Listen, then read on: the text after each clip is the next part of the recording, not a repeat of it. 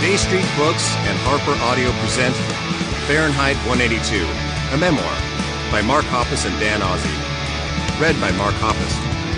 This is the author.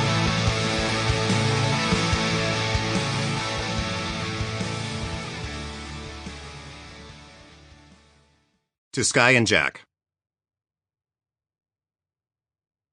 This is what happens when people stop being polite and start running down the street naked. 1. Name. This one's easy. I click my pen open and write on the line, Mark Hoppus. Date. Another easy one, October 2nd, 1980. Grade. Third. 3? Third. Then the real test questions start. They're much harder. They want to know how many times 910 can be divided by 5. They ask what 11 times 4 is. All kinds of math stuff. Equations, quotients, remainders. Too easy. I got this. I hunch over my desk, deep in thought about long division and multiplication tables. That's when I feel the rumble.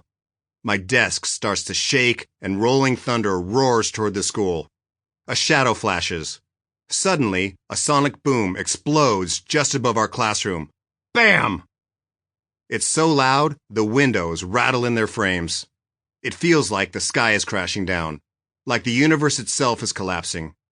But most of the other students don't even bother looking up from their tests. A Navy fighter jet disappears into the distance, shaking everything in its path. This happens every day here. This is where I grew up, Ridgecrest, California, a small town in the middle of the Mojave Desert. The only reason a town even exists in this barren landscape is the large, adjacent military base, 1 million acres of creosote and nothingness, where the Navy develops and tests their missiles, rockets, and bombs. It's where my father has worked since I was born. Living near a test range made military presence a part of my everyday life. Fighter jets zoomed over my school regularly. Most of my friends' parents worked on the base. When I was in 2nd grade, a Navy pilot named Ted Fowler flew by in a QF-86 Sabre whose engine failed immediately after takeoff.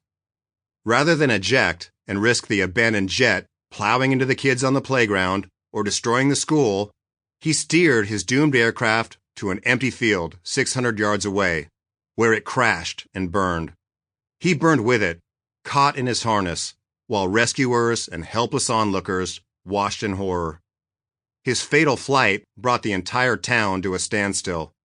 The spared school was renamed in his honor. Ridgecrest is built on wind and dirt. When I rode my bike home from school, I had to pedal hard against the intense gusts. Sand blew in my face and got stuck in my teeth. Sand blew so hard it blasted the paint off mailboxes, stripping them down to bare metal. People laid heavy tires on the aluminum roofs of their trailers to keep them from clanging all night or disappearing altogether. We chased dust devils in the schoolyard. Actual tumbleweeds blew down the streets. It was windy, you get the idea. And then there was the heat. Summers were brutal. The old gag is, yeah, but it's a dry heat. But 120 degrees is no joke. The sun beat down mercilessly on everything. It bleached the color off plastic toys left outside. It bleached the color off entire houses.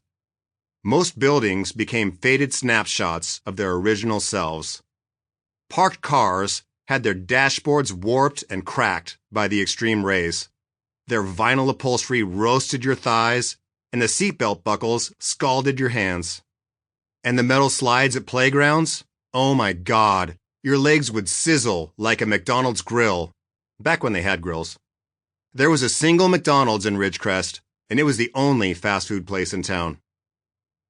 My family lived in a double-wide trailer in the middle of the dirt, and it wasn't much safer in there. Even with a swamp cooler, it got so hot that the water evaporated out of the toilets. Sometimes the door handles inside the house were too hot to touch. We went away one weekend and returned Sample complete. Ready to continue?